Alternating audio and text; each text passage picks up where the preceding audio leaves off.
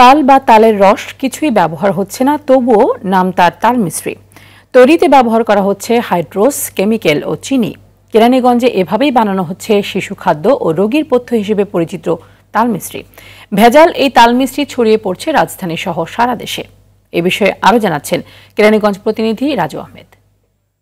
নগদের কাছে সব গ্রাহকই প্রিয়, তাই তো সারা দেশে ক্যাশ আউট চার্জ সবচেয়ে কম।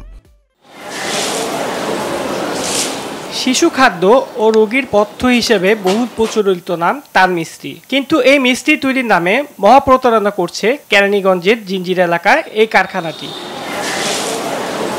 বাইরে থেকে বন্ধ একটি বাড়ি মনে হলেও ভিতরে চলছে ভেজাল মিষ্টি তৈরির বিশাল কর্মযজ্ঞ। এখানে তৈরি মিষ্টিতে তালের রসের বদলে ব্যবহার করা হচ্ছে হাইড্রোস, কেমিক্যাল ও চিনি। নগদের কাছে সব গ্রাহকই প্রিয়, তাই তো সারা দেশে ক্যাশ আউট চার্জ সবচেয়ে কম। সম্পূর্ণ নোংরা ও অস্বাস্থ্যকর পরিবেশে খোলা বাথরুমের পাশেই চলছে মিষ্টি তৈরির কাজ। এরপর কাটাকাটি করে প্যাকেটজাত করে নাম দেওয়া হচ্ছে পিওর তাল মিস্ত্রি। কারখানার কর্মচারীরাও অকপটে স্বীকার করলেন ভেজাল তাল মিস্ত্রির কথা। তালের রস বর্তমানে আপনি যতদিন জায়গায় তাল মিস্ত্রি পাইবেন, কোনো জায়গায় তালের রসের মিস্ত্রি পাইবেন না। স্বাস্থ্যসম্মত যতটা মনে করি আমি হচ্ছে, কিন্তু আবারও বাকিটা বলতে না, মাঝনে বলতে পারি এগুলা। কি কি ব্যবহার করা হয় বানাতে? বানাতে চিনি, পানি। গোলাতে হইছে কি ওইটা নষ্ট হয়ে গেছে। তালের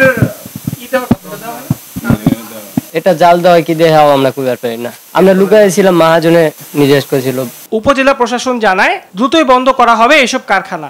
হাইড্রোস পুরোপুরি নিষিদ্ধ। এটা বড় মানুষ বা প্রাপ্তবয়স্ক মানুষের জন্য নিষিদ্ধ, আর ছোট বাচ্চাদের খাবার তো কোনো সুযোগই নেই। আইনগতভাবে ব্যবস্থা নেব, মোবাইল কোর্টের মাধ্যমে তাদেরকে কারাদণ্ড এবং অর্থদণ্ড এবং একই সাথে কারখানা বন্ধ সব ব্যবস্থা নেওয়া হবে। রাজু আহমেদ, RTV, ঢাকা।